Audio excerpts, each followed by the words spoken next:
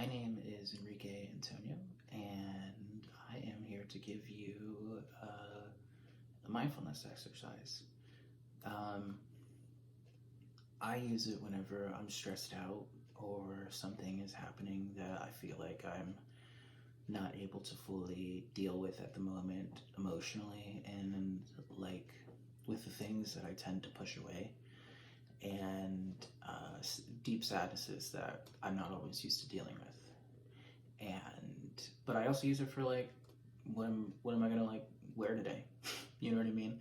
The point is that we are thinking about it, and that's kind of what I want to convey here. So with this how-to video, I am going to give you an exercise. I'm writing it down for my own personal uses, but you cannot write it down if that is your prerogative. You could put it in a voice memo recorder. You could literally do anything. You could just thinking about it, I think, is the key here. It helps.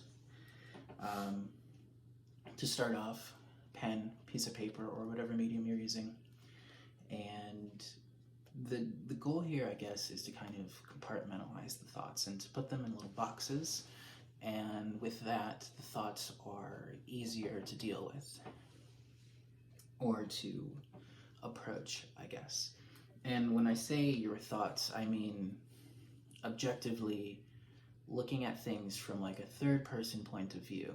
So when I construct this, I want you to think about, I am not a person who has opinions about my emotions. I'm not a person who is out here like coming up with anything about my emotions. Like I'm not that person feeling the emotions. I'm the person writing them down and looking at them. And that's important. So to start, I'm going to make a big circle in the middle of my paper.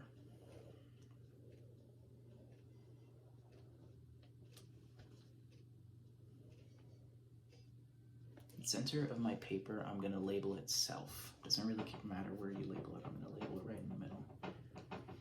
And then the outside, I'm going to call ego. You can underline them if you want. I like to box them. Makes it a little bit more organized. You know what I'm saying? So I've got my ego and I've got myself, right? And the ego is on the outside and the self is on the inside of the circle.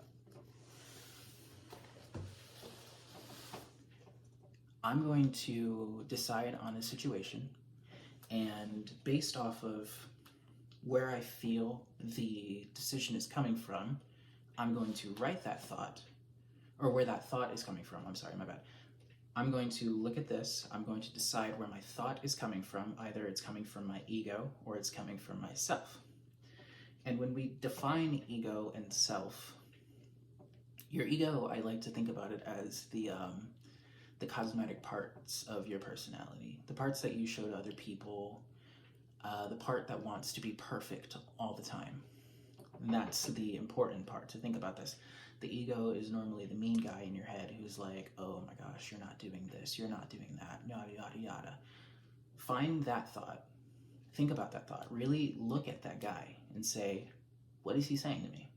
You don't have to listen to what he's saying. You don't have to like believe what he's saying, but he's saying it for whatever reason, and it's getting deep into our souls, our systems, our psyches, our everyday decisions, our nails when we pick at them, our eyebrows when we pull at them, everything. I mean, our lips when they get too chapped and we bite at them, you know, like little stuff like that we wouldn't normally think about when we start to separate. Like when I was a freshman, I didn't like wearing a book bag around, and I'll use this as my example. So myself, me, Enrique, actually, my bad. I'm going to correct myself because I just did it. Enrique, the entity, is the ego, I like to think. So name your ego, your name. And then there's the true self, which is the you in the moment where you're not thinking of any thoughts. The you that isn't trying to rationalize everything. That's the self. It exists in everyone. We all have it. That's why we do the things that we like to do. But the ego wraps itself around the self. That's why the circle is in the middle and the ego is on the outside. That was a tangent. I don't know how I went on it. But I'm going to pick my story now. And I think, I don't remember what the first story I picked was, so we're going to go with, recently my friends were moving, and I felt like perhaps that wasn't a good decision. So I'm writing down from my ego, from the parts of me that are cosmetic and are like the ones beating me up. It's like, oh, I'm being left behind. So I'll just write left behind, right? And then I'll go into myself and I'll look and I'll be like, okay, why am I? Why do I feel like I'm being left behind? You know, why are these feelings developing, right? So by looking into the self, and so we look at the pretty flowers that the ego is left behind, which is the nasty, mean thoughts that I've been left behind, and then we dig a little bit deeper into the bush, and then we look at the root of the issue, which is the self. It's the things that we cannot change. It's the things that just are, and they exist without thought. So I am being left behind, and I feel like that because of such and such in myself, because I am a person who values connection. So I feel like, so my ego has created this flower from this root that's really quite sturdy and beautiful. I mean, a value for connection. That's what we want from people, really, I would think. And the ego, it sprouts this like, oh, I've been left behind flower. And the only thing that we tend to look at is the, oh, I've been left behind flower, instead of really digging deep into that root. So when I say all of this and I write it down in a circle and I look at it and I've got it here and I've got myself and then I've got my ego, and I compartmentalize those thoughts, even though they're confusing. They're confusing even to me. I don't all the way understand what my ego is or what my self is. But deciphering those little things, those like, okay, well, I can tell that this is my ego and this is what's doing that. These are the negative thoughts, the anxious thoughts that I'm having. And myself, these aren't the thoughts. These are what I actually want.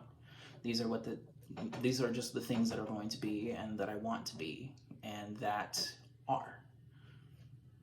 The ego, it gets confused about that and then lashes out at it, I like to think, personally.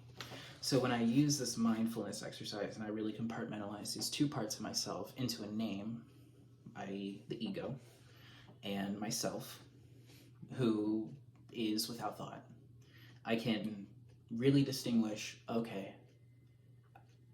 these two things are really going at each other right now, and I need to figure out how and why they're doing that.